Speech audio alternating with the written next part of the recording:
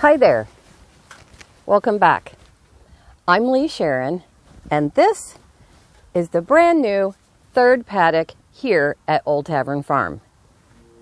We just built this third paddock, hopefully for a bunch of piglets that are going to be coming next month for us to raise and eventually send to freezer camp. And it's going to be a project that we're going to share with some neighbors as well. So that'll be fun. That's coming up. I just wanted to do this little video to update you on what's going on at the farm. Here, the weather, we are about the middle of April right now. It's still pretty cold, but as you can see behind me, it's getting green. So it's really a fun time of year, and things have really changed since the last time I did a little update for you guys. So anyway, I wanted to show you the brand new paddock here, and I'm gonna come out and I can get the it's high-tech security here, people, I'm telling you.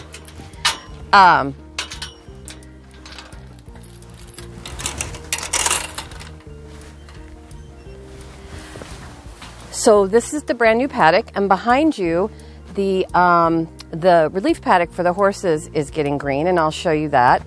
The horses are grazing just over in the corner of the main paddock, which is also behind you.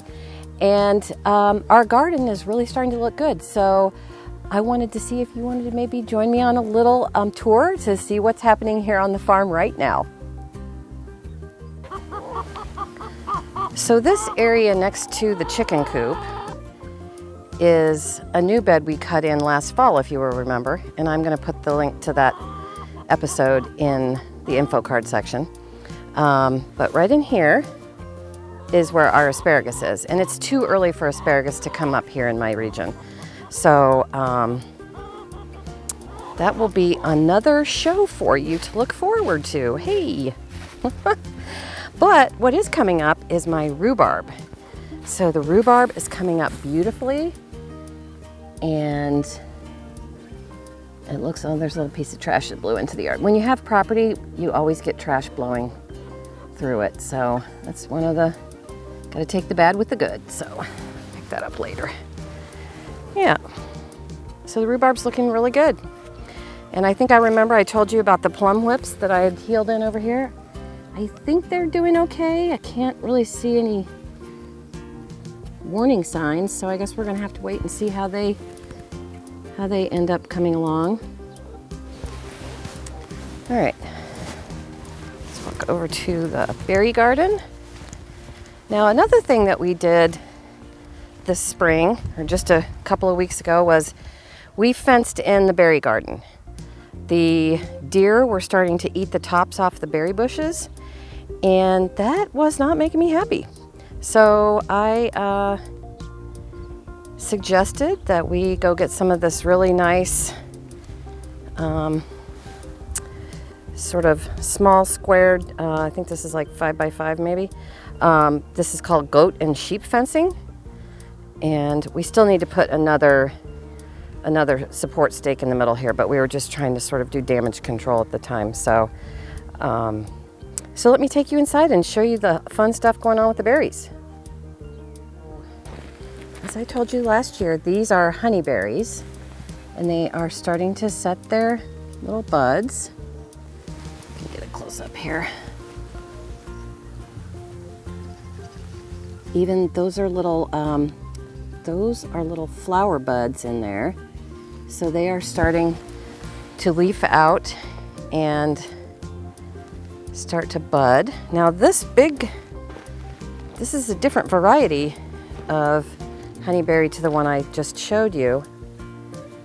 And it is already, there's actually one that has already started blossoming. So I am expecting a decent little harvest of honeyberries this year, and I'm pretty darned excited about it. So I'm going to take you back over here to show you the currants. So this is a currant plant.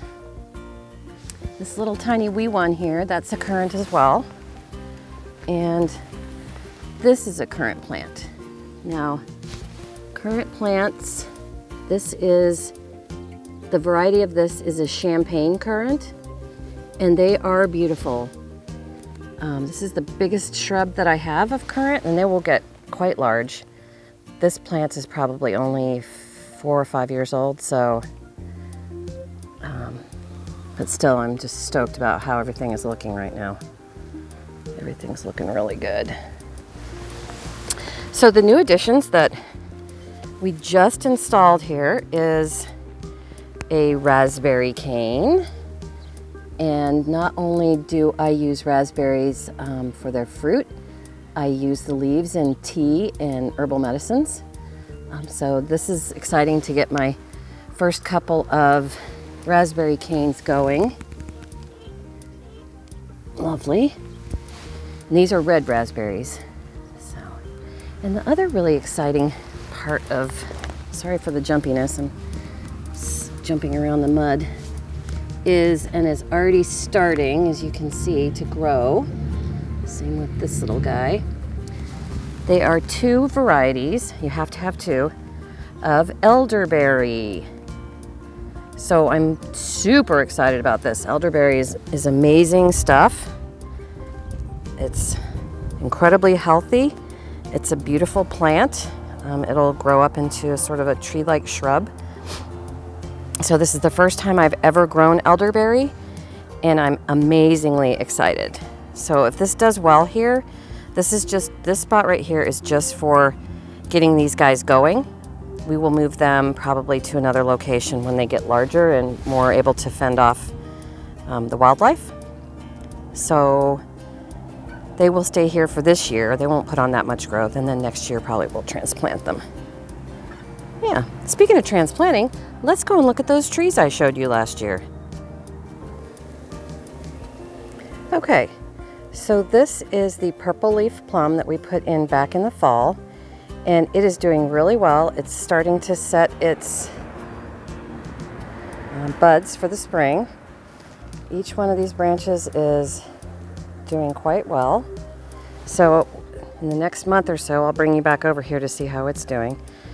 This is a brand new tree that we showed you. Got a little bit of predator damage here on the trunk, and we're hoping that heals itself. And then over here, we have the serviceberry. And the serviceberry is doing amazing. It has already started to set its new growth for this year, and it is just looking wonderful. And then this is the Dakota Pinnacle Birch that we put in, and it is starting to swell buds and looking good. So it made it through the winter just fine, and it's looking really good. And we did power this electric fence that we've got around here with solar panel. We love solar energy and solar technology, so that worked really well. So I'm just taking you across the barnyard over to the chicken coop. It's actually turned into a beautiful day, and I want you to see what we're doing over here near the chicken house, which we call the Taj Mahal. So every spring, my husband, who is a saint, gets out here in the chicken coop and absolutely guts it. Scrapes everything, cleans everything, and ends up blowing everything out with a big air blower. So I'm gonna take you into the brand new, cleaned out, gorgeous Taj Mahal.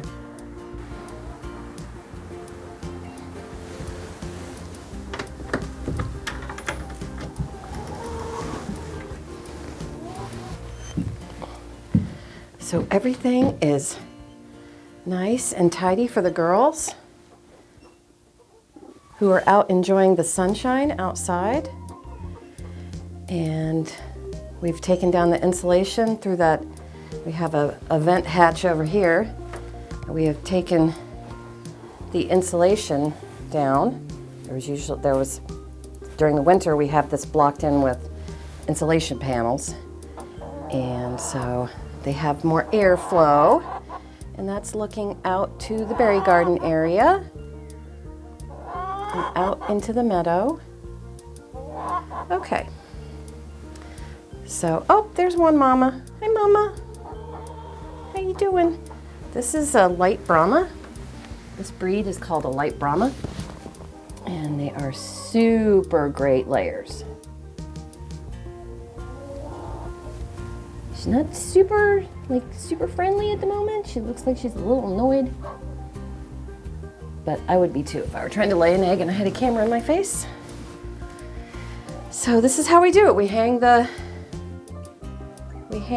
feeders and drinkers up so the dirt and mess stays out of them. And this is the little foyer where we keep, oh, they're the insulation panels right there. We have a little foyer here where we keep the food and supplies, etc. So that's another project that we do in the spring, or I shouldn't even try to take credit for it. Also went ahead and staked out permanent fencing for our seasonal vegetable garden. So this is gate number 1, and we're going to run all the way down to this post right here and around to the post that you see right over here on the side and down this way to those 2 double gates. So let me take you over there. This is a 12-footer and this is an 8-footer. So when we open these up, it'll allow us to drive the tractor through, to do the tilling, and anything else we need to do with big equipment. Then we can close it back up and hopefully at least keep the deer out. Whether or not it keeps out the woodchucks and the birds and the rabbits, we'll have to wait and see on that one. Stay tuned. But this is our new permanent corners, posts on either side, gates. There's a gate down there, and they'll all be fenced in with that same wire that the chicken coop is fenced in with. We basically bought a 1/4 mile of goat fencing, sheep fencing, and it'll be permanent fencing, whereas before we were simply using step-in stakes and electric hot wire. So it's going to be fun to see how these gates and the new permanent fencing work in this summer's garden. Another fun thing that's been happening is things are just growing like crazy. The chives are just beautiful and thick, and in this old silo foundation, I planted chives right around the edge, and they come up every single year, and they are beautiful. And as you know, I make pesto from them, and I dry them, and I give them to neighbors, and I even trade with local farmers who do other types of farming. I trade my chives for their products, so it's also a barter system for me. Now, I planted these beautiful red hardneck variety garlic last fall, and I planted them in a circle, and inside this circle of hardneck garlic is a softneck variety. So you are actually sitting right in the circle of softneck garlic. So it seems that April showers do really bring May garlic.